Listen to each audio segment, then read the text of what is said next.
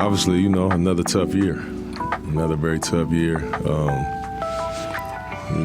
We got a pretty good roster, in my opinion, that just kind of sitting over there in street clothes that's not available. So it was tough to assess anything, really, other than just kind of getting our rookies and our young fellas some run and some experience. But yeah, it's just another tough go at it, man. I would say, the missed opportunity would be just that, we would have had enough time to actually grade ourselves, if that makes sense, on where we're at. It's tough to even say at this moment, where we even are. Again, other than the obvious, just our young fellas kind of coming along, but, we never got to see so many things together with some of our veterans and some of our players. So yeah, it's just kind of tough for real, but I wouldn't say a lost season. It's been very unfortunate. This is Toumani Camara, and it's time to open up the briefcase with Casey Holdahl. Greetings, Blazer fans, and welcome to The Briefcase, episode 89 of The Briefcase. I am your host, Casey Holdahl, and that was Chauncey Billups as we near the end of the season discussing Portland's 2023-24 campaign and the disappointment that was involved in it, primarily due to injuries and the season just not getting off to the start that the team would have liked to have seen. There is one more game left in the season, Sunday, Sacramento Kings, 12:30 start time. But on Friday night, the Trailblazers ended their home season with a loss to the Rockets and started to do exit interviews before the team heads their separate ways, at least for a while, as the season comes to a close. So this will be the first of our exit interviews edition of the Briefcase, but we'll also discuss the last 3 games at home for the Trailblazers this season, Toumani Camara being honored, how the Blazers have fared versus the spread as the season comes to a close, and hear from Scoot Henderson, who has one more game to play and who has been playing well, but did his exit interview Friday night after the loss to the Rockets on this edition of the Briefcase. Well, before we get to the exit interviews, let's go ahead and just run down the last week of the season for the Portland Trailblazers at Moda Center. On Tuesday, the Trailblazers lost to the Pelicans 110-100. Portland took a 3-point lead into the half, but were outscored by 12 in the third quarter before going on to lose by 10 to CJ McCollum and a Pelican squad that is really rounding into form going into the postseason. And as we've seen quite a bit lately, the Blazers just don't have the firepower to come back when they're facing good teams right now. They can stay close. Sometimes they could even build a lead. But if they get down by more than 10, particularly against a good team, they just don't have the personnel. They don't have the numbers right now to be able to come back in those games. And that's what happened in the Pelican game and a couple of games subsequently after that. In the loss to New Orleans, DeAndre Ayton had 30 points, 13 rebounds. DeAndre Ayton ending his season incredibly well. Did leave Friday's game early. Not sure exactly what his status is going to be for Sunday's game. I wouldn't all be surprised if they sat DeAndre in that game. But either way, a very strong end to the season for DeAndre after a bit of an up and down start. Definitely one of the better things happening in Portland's season, at least since the All-Star break. The other player who's been playing great for the Trailblazers, Scoot Henderson, putting up 19 points and a career-high 15 assists in the loss to the Pelicans. Chris Murray also had a nice night as well, 14 points, while Duop Reith and Delano Banton each had 12 points apiece. Blazers had a Wednesday off before hosting the Warriors Thursday at Moda Center. And even though the Warriors aren't the team that they once were, still bringing quite a few fans into Moda Center with them, which is always a bit disappointing. Obviously, with the way the Blazers season has gone, you don't necessarily expect people to show up on a night-in, night-out basis, but it's still really disappointing to hear the crowd blow up when Steph Curry hits a shot. And I like Steph Curry. No shade on the guy, but you don't like it when it sounds like the opposing team is actually the home team. And unfortunately, that is what it felt like Thursday night. Blazers lose that game 192. Once again, another close game through the first 3 quarters. Blazers end up running out of gas in the fourth quarter. So much so that the Warriors go on a 16-1 run, and the Blazers go over 5 minutes without a field goal in the fourth quarter, and that basically is the game. 25 points, 11 rebounds for DeAndre Ayton, 18 points, 12 assists for Scoot Henderson, though I believe he did have 9 turnovers in that game, 17 points, 16 rebounds for Jabari Walker, another player who's had a great finish to his season.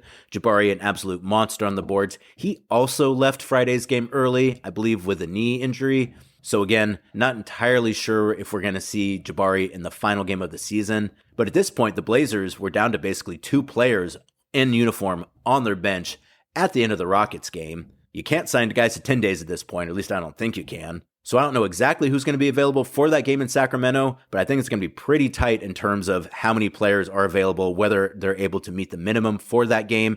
And that's going to be a game too in Sacramento that the Kings still need to win. They are fighting for position in the play-in, and I haven't looked at the standings super closely as of late, at least that part of the standings, but I would imagine that the Kings, once again, are going to need to play that game out, win that game in order to put themselves in a better footing going into the play-in. And finally, that brings us to Friday's game, the last game of the season at Moda Center. Blazers falling to the Rockets 116-107 Friday night. Blazers actually won 2 quarters and tied another quarter, but it was the second quarter in which they were outscored 31-16 that once again didn't necessarily end the game, but basically gave the Rockets all the cushion they would need to come out of that game with the victory. Even though the Blazers weren't able to get the win, perhaps the best offensive game of the season for Scoot Henderson, a very nice way for him to close out his rookie season at home. 30 points on 10 of 23 shooting from the field, 6 of 7 shooting from 3, which is just one short of the rookie record that Damian Lillard and Anthony Simons hold for most three-pointers in a game for a rookie. 30 points to go with 7 assists, 5 rebounds, 1 steal, and 1 block in 34 minutes. Scoot had a little bit of a growing quad issue, I guess, as well at the end of that game. Sat, I think, like the last 7 or 8 minutes of the game. So once again, not entirely sure what his status is going to be for Sunday's game. But if that was his last game of his rookie season, a very nice one to go off on. Shot almost 50% from the field. Missed just 1 of his 7 3-point shots. The 3-point shots that he did take looked fantastic. He even hit a half-court heave, which we haven't had a whole lot of lately this season, either by players or by those who was taking the Toyota half-court shot. So that was great to see as well. So once again, 30 points, 7 assists, 5 rebounds for Scoot Henderson. Very nice night. Nice way to close out his rookie season at home. Delano Banton also had a double-double, 28 points, 10 rebounds, while also getting 3 assists and a steal and 2 blocks in 38 minutes. 10 points, 7 rebounds, 2 assists for Chris Murray. 10 points, 4 rebounds for Duop Reith to go along with 2 blocks as well in 19 minutes. Blazers shot just 39% from the field, but 34% from 3, but just 72% from the free throw line in that game. Rockets had quite a few players missing as well, playing on the second night of a back-to-back after losing in Utah to the Suns on Thursday night, able to come into Portland, get the victory there. So Portland ends their season with an 11-30 home record. They're 21-60 on the season with 1 game to play. Once again, Sunday in Sacramento versus the Kings, 12:30 start time, Root Sports, Rip City Radio 620. Moving on, Thursday night, Toumani Camara was given the Maurice Lucas Award, which is the award that was created in 2010, which is given out annually by the team to honor the Trailblazer player who best represents the indomitable spirit of Maurice Lucas through his contributions on and off the court, as well as in support of his teammates and the organization. Not only does Stu get a nice plaque, he also gets $5,000 to give to the nonprofit of his choice. In his first season with the Blazers, Camara appeared in 70 games, 49 of those starts, while averaging 7.5 points, 4.9 rebounds, 1.2 assists, 0.9 steals, and half a block per game. Amongst all NBA rookies selected in the second round of the 2023 draft, Toumani ranks first in steals per game, first in total rebounds, first in total assists, and first in total steals, while he also ranked second in total points, total blocks, and in three-pointers made. Toumani is one of only 2 rookies this season who has recorded at least 350 points and 340 rebounds, along with 65 steals and 35 three-pointers. The other guy is Victor Wembanyama. I don't know if there's exactly anything to take out of that combination of stats, but either way, very nice rookie season for Toumani. Just the second Blazer rookie to win the award. Damian Lillard was the other. Congratulations to Toumani. If there's any player on this team that reminds me of Maurice Lucas, it's definitely Toumani Camara. Glad to see him win that award. Glad to see what Toumani was able to do his rookie season. Interested to hear what he has to say about his rookie season when we talk to him at exit interviews on Monday. But until then, congrats Toumani. Keep doing what you're doing. Moving on, looking at the standings with just 1 game to play, the Blazers are currently 4th from last in the NBA with a 21-60 record, which means they're now tied with the San Antonio Spurs for the 4th best odds going into the draft lottery. Detroit Pistons, the worst at 14-67. Washington Wizards not far behind at 15-66. Charlotte Hornets now at 20-61. If the Blazers hadn't won that game in Charlotte, they would be tied with the Hornets right now, or at least conceivably they would. Maybe the Hornets don't go on to win one of the games they've won since then if they had defeated the Blazers. But either way, they now are with the Wizards and the Pistons with the 3 best lottery odds. bottom 3 teams all get the same odds going into the draft lottery. After that, it goes Blazers, Spurs, who are tied once again at 21-60. The Spurs beating the Denver Nuggets Friday night, and a bit of a shocker there. Toronto Raptors at 25-56 are next. Memphis Grizzlies at 27-54. Utah Jazz at 31-50. Brooklyn Nets at 32-49. The takeaway from all that is, as of right now, the Blazers will have a coin flip with the Spurs if they end up tied at the end of the season to figure out which team gets the better of the lottery odds. I'm not sure if they split both the odds for the 4th and the 5th worst teams, or if one of those teams gets the 4th spot and the other gets the 5th spot. I don't know exactly how that tiebreaker works. What I do know is it's just a coin flip. It's not based off of head-to-head or any other thing like that. It's just you flip a coin, the team that wins the coin flip gets the better odds. Draft lottery, still I think at least a month away, if not longer. So we'll have some time to figure out exactly what those odds are. But as of right now, very likely the Blazers will end up at least 4th from the bottom, though there's always a chance they slide into that 3rd spot and maybe get the best possible lottery odds. I don't know exactly how that would work with a 3-way tie for the bottom with the 3 teams all getting the same odds. I don't know how they break that up. I'm sure they've thought about that at some point in time. But the standings, even after 82 games, a lot of teams very close to each other at the bottom, and a lot of teams very close to each other at the top. The top of the Western Conference will be decided on the last day of the season, which is Sunday, which should be quite interesting. Plenty of games to pay attention to on Sunday. Be sure to check those out. In one of our last check-ins of the betting markets on the season, the Blazers have gone 5-1-1 in their last 7 games versus the spread. They were 14-point underdogs to the Pelicans and lost by 10. They were 13-point dogs to the Warriors and lost by 8. And they were 17-point underdogs to the Celtics in the last game of the 7-game road trip and ended up losing that game by 17. So that was the push. The loss came on Friday, 6.5-point underdogs to the Houston Rockets, end up losing that game by 9. So as of right now, the Blazers are 39-40-2 versus the spread this season with 1 game to play. I can only imagine what the spread is going to be in that game on Sunday with a Kings team that needs to win going up against a Blazer team that is battered even by Blazer standards. I hope you had a great season, maybe made a little bit of money, and I wish you only the best in all of your future gambling endeavors. And that brings us to Scoot Henderson's exit interview, in which he discusses his rookie season, what he feels like he improved upon, what he's still working on, some of the things he's going to focus on in the offseason, leadership, where he's going to be at during the offseason, and just a few other general thoughts about his rookie season. Here's Scoot Henderson's exit interview, which took place after the game Friday night at Moda Center. Scoot, does having a game like this, not only at home, but at the end of the year, especially after the last 2 games where you were frustrated last night with the turnovers, where you can put it all together, does that matter to have something like kind of a springboard going into towards the offseason with 1 game left? Yeah, definitely. Just these last few games, really just been fun to play. Really just been fun to play with the guys and know that the season is coming to an end, but still with the same goal, whether it's the first few games, whether it's the last few games.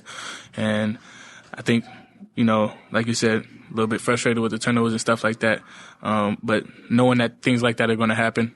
And like I said last night, just always on that next play mentality. So, What do you make of year 1? I think, first and foremost, I want to say that I'm blessed to be here in Portland. They opened me with open arms, and they accepted me, and it's been fun to play here, with the fans and even outside the court, with everybody else. And I'm just repping the Portland jersey, the red, white, and black. But it's been a year full of experience and learning experiences. And it's been fun though. Like I said, at least I have the best job in the world, and that's being able to come here and do my job at a high level. So, what do you feel like you learned? Like you say, learning experience. What do you feel like you learned from night 1 to now? Things that aren't on the stat sheet, whether it's the traveling, whether it's just the scouting, getting to know different players' tendencies. I think that's something that's really common in the league, and just what Chauncey and all the coaches always talking about it. With the vets, they always like, this guy, what he doing, like things like that I can carry over to next year. That I'm gonna know next year, and things like that I learned. What would you say you maybe grew the most this season at Scoot? I think my leadership. I think I grew as a leader and as a point guard, as a communicator on both sides of the floor and off the court as well. Just trying to bring guys together, whether it's from me or whether I'm telling somebody to tell somebody this. I think I grew a lot there, and my next play mentality, it wasn't as good as it was last year, and it's not going to be as good as it is next year. So I think that's just going to continue to get better as well. Were there ever moments when you were down on yourself or disappointed with how things were going? No, there's never been moments in this season where I was down on myself, especially just with the support system I have around me. There's no way impossible where I could doubt myself. The more you start to doubt yourself, the more I start to lose that ODD mindset, being overly determined to dominate. And that's my mindset. That's how I have to go about every single day. And as long as I have that, there's no way I could doubt myself or even try to down myself. Did you learn anything new about yourself this past season? I learned that I can get over the hump. I learned that I know not to listen to whatever who I'm saying, and that I'm strong and that I have my team with me the whole time, that I'm a young point guard, but, that's not going to affect who I am as a person or things like that. But I just learned that I'm a strong individual, and I knew that already. So just coming into a new area, a new environment, still with the same mindset. How important has Chauncey been for you? Chauncey's been very important. What our relationship has grown and throughout the year. It wasn't as it is now as it was in the beginning. I think we just continue to grow tighter and tighter game by game. And the more we watch film together, I could feel like, the little aura around us. So, have you thought at all about whether you want to play summer league again? Yeah, I think I would. I think I play summer league as bump. That's good bump. So wherever the hoop is, I'm with it. Go ahead. Scoot, was there, away from basketball, during the season, was there anything, off the court, like books you read, music you listened to, anything that you kind of did away from basketball? Yeah. I was reading a few books. I was about to finish the 48 Laws of Power.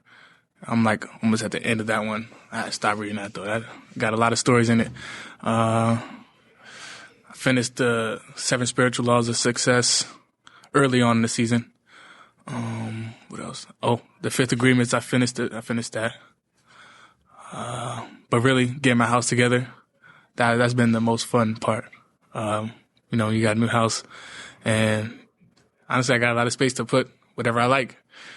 So my mom might not like it, but I love it. So, was there anything from those books that you were mentioning that you kind of brought to the court?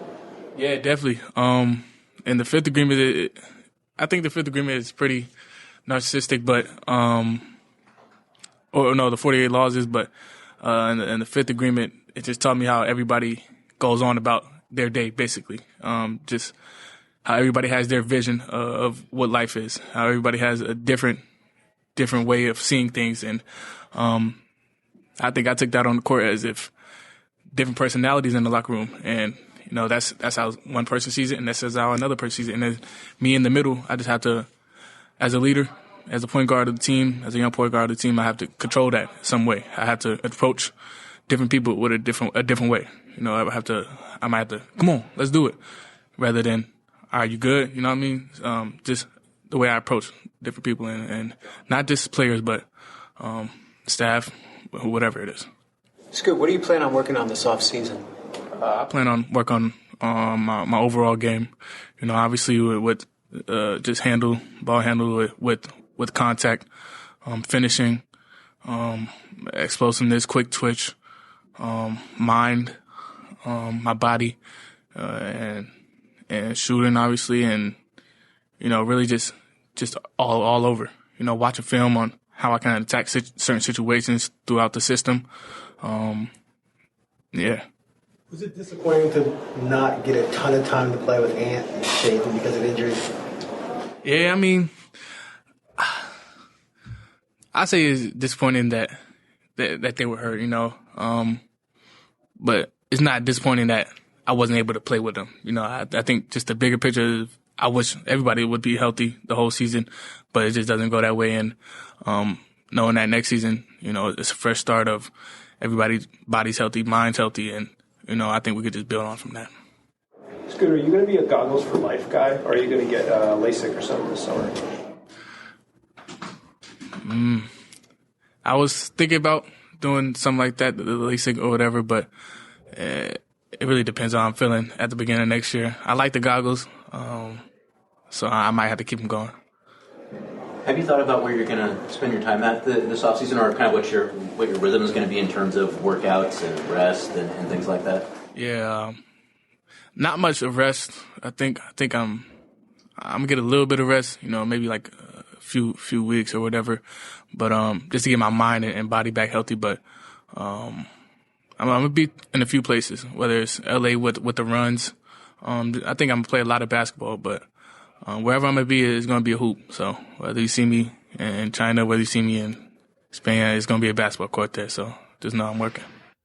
So there you go, Scoot Henderson discussing his first season in the NBA. A bit of a rough start for Scoot, but definitely finished strong. I feel like the stuff that he said too, particularly in terms of kind of like blocking out the noise and in terms of leadership, I thought was really apt. Scoot Henderson has such a good mentality to him. He talks a bit about it there. He just doesn't doubt himself. And it's not even in like a conceited, I don't think I make mistakes kind of way. It's just the way that he carries himself. There's a confidence. He just doesn't get down about things. And I think that's one of the reasons, along with the way that he's played in the last month of the season, why you feel pretty optimistic about Scoot going into his second season. And I think maybe people forget that Scoot really didn't get to have much of an offseason because of that shoulder injury that he had at Summer League last year. So this year, healthy, hopefully a chance to get some work in, spend some time with his teammates, as he mentioned in there, getting quite a bit of run as well, which I feel like gives you a very strong feeling that Scoot's going to come back even better than he is now, which for a guy who the team is putting quite a few hopes on is something you absolutely need to see. Scoot is absolutely built for it. Really looking forward to what he's able to do next season with a full offseason. And that's going to do it for this edition of The Briefcase. Thanks so much for joining me. As always, we'll be back Monday with more exit interviews. We already talked to Shaden and to Robert Williams. We'll talk to the other players on Monday, and we'll also talk to Chauncey Billups and Joe Cronin at some point in time, probably Monday as well. So you definitely want to like and subscribe to The Briefcase and all the other Blazer podcasts to make sure you're up to date on all those exit interviews before things quiet down going into the offseason. One more game to play. Thanks so much for joining me this season and today on The Briefcase. We'll talk to you soon. Go Blazers.